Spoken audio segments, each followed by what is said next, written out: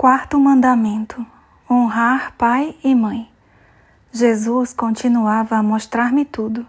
Já lhes contei como fui mal agradecida com os meus pais, como me envergonhava deles, como os maldizia e os renegava, por eles serem pobres e não me poderem dar tudo o que as minhas amigas ricas tinham. Eu tinha sido uma filha ingrata, ao ponto de dizer que aquela não era minha mãe, porque pareciam inferiores a mim. Foi espantoso ver o resumo de uma mulher sem Deus. Destrói tudo o que se lhe aproxima. Além disso, e o mais grave, é que eu sentia-me e achava-me uma boa pessoa. Eu pensei que no quarto mandamento passava bem no meu julgamento, porque os meus pais, bem caro me tinham custado, tanto dinheiro que gastara com eles, com as doenças deles, porque tudo analisava com dinheiro, porque eles tiveram doenças graves antes de morrerem. Foi o meu marido que as financiou, e eu dizia: olhem estes dois desavergonhados, não deixaram nem um centavo de herança e ainda tive de gastar uma fortuna com eles. Mas os pais das minhas amigas deixam bens.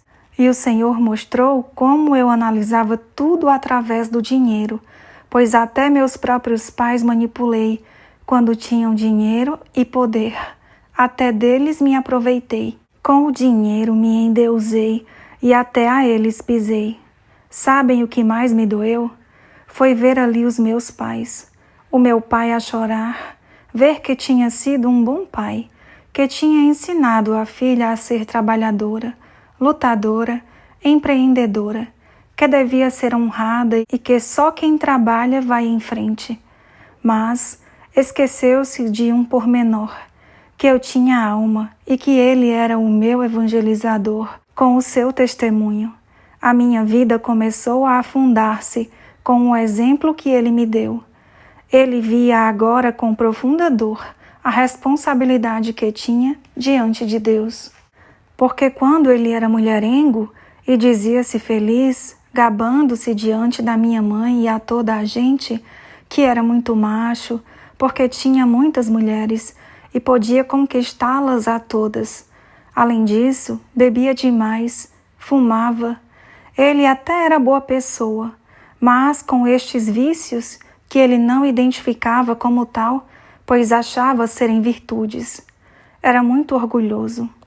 Eu, que era uma criança e via como a minha mãe se enchia de lágrimas quando o meu pai falava de outras mulheres, começava a encher-me de raiva, de ressentimento e de fúria. O ressentimento começa com a morte espiritual. Eu sentia uma raiva espantosa ao ver como o meu pai humilhava a minha mãe diante de toda a gente e como lhe causava tantas lágrimas e ela nada dizia. Aí começou a minha rebeldia. Quando adolescente, dizia à minha mamãe: eu nunca vou fazer como a mamãe. A mamãe joga a dignidade das mulheres abaixo. Por causa disso, nós, as mulheres, não valemos nada. Toda a culpa é das mulheres como a mamãe, sem dignidade, sem orgulho, que deixam que os homens as pisem e humilhem. Eu dizia ao meu pai quando já era uma adolescente: pai, preste atenção, eu nunca vou deixar que nenhum homem faça a mim o que o papai faz à minha mãe. Jamais. Se um dia um homem me for infiel, eu vingo-me. Faço o mesmo para que ele aprenda. O meu pai bateu-me e gritou-me: como se atreve, menina?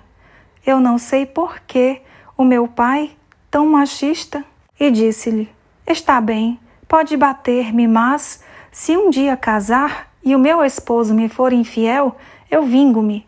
Faço-lhe o mesmo, para que os homens compreendam e vejam como sofre uma mulher quando um homem a pisa e humilha dessa forma. Enchi-me de todo esse ressentimento e de ódio. Sabem, sentia tanta raiva que isso fez da minha vida uma rebeldia. Comecei a viver com esses desejos de defender a mulher. Comecei a defender o aborto, a eutanásia, o divórcio e aconselhava todas as mulheres que conhecia que se o marido lhes fosse infiel, deviam vingar-se. Eu nunca fui infiel, fisicamente, mas fiz mal a muita gente com esses conselhos. Quando já tinha dinheiro, comecei a dizer à minha mãe: Mamãe, separe-se do papai. Mesmo assim, eu gostava do meu pai. É impossível a senhora aguentar um homem assim. Tenha dignidade. Faça-se valer, mãe. Sabem por que eu amei o meu pai? Porque a minha mãe foi uma mulher boa, que nunca nos ensinou a odiar, nem mesmo ao meu pai, nem a ninguém. Imaginem só, eu queria divorciar os meus pais, mas a minha mãe dizia: Não, filha, não posso. Eu sofro, mas sacrifico-me por vocês, meus filhos.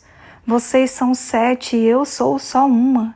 Eu sacrifico-me porque o teu pai é bom pai. Eu seria incapaz de separar-me dele e deixá-los a vocês sem pai. Além disso, se me separo dele, quem vai rezar para que o teu pai se salve? Sou eu que posso pedir por ele, para que ele encontre salvação, porque a dor e o sofrimento que me custa, eu uno-os às dores que Jesus sofreu na cruz. Todos os dias vou à igreja e em frente ao sacrário eu digo: Senhor, este sofrimento não é nada. Eu o uno à tua cruz, para que se salvem o meu marido e os meus filhos. Eu entrego o teu pai a Jesus, atado com o terço. O demônio puxa-o para baixo, fazendo-o pecar, mas eu puxo-o para cima com o terço e levo-o em frente ao Santíssimo no sacrário e digo a Jesus: Senhor, aqui está. Confio que não me deixarás morrer sem vê-lo convertido. Senhor, não só te peço pelo meu marido, mas também te peço por todas as mulheres que estão a passar pelo mesmo, especialmente por aquelas mulheres que, em lugar de estar de joelhos, pedindo-te pelos seus maridos e filhos, estão nas mãos de bruxos, adivinhos, ou a fazer o mesmo, entregando as suas almas e as suas famílias nas garras do maligno. Senhor, peço-te por essas mulheres, por essas famílias. Sabem, o meu pai converteu-se 8 anos antes de morrer. Arrependeu-se, pediu perdão a Deus, e o Senhor perdoou-lhe. Ele estava no purgatório, na parte mais baixa, em grande sofrimento, porque não reparou o seu pecado. Reparar o pecado é algo que levamos muito pouco a sério. Não ligamos. Também muitas vezes não é possível, mas para isso o Senhor concede-nos a graça de reparar os nossos erros através da Eucaristia. Cada vez que vamos a uma Santa Missa, o Senhor dá-nos a graça de reparar o mal que fizemos. Deus mostra-nos, lá no outro mundo, a consequência dos nossos pecados, do mal que fizemos ao próximo, até de um mau olhar, um olhar feio, uma má palavra. Se vissem o terrível que é e como choramos lá esses erros. No caso do meu pai, a minha mãe dizia-lhe que aconselhasse os meus irmãos para que abandonassem a vida de pecado que levavam, porque eles seguiam os passos do meu pai. Infidelidades, bebedeiras, eram uma cópia dele, e isso seria reparação. Mas sempre o meu pai respondia à minha mãe que deixasse os rapazes divertirem-se, que eles eram novos e que depois teriam tempo de mudar. O meu pai deu um mau exemplo aos meus irmãos e não reparou o seu pecado. Ele chorava no purgatório e dizia: Salvei-me graças a esses 38 anos de oração dessa santa mulher que Deus me deu por esposa. A minha mãe passou 38 anos da sua vida rezando por ele.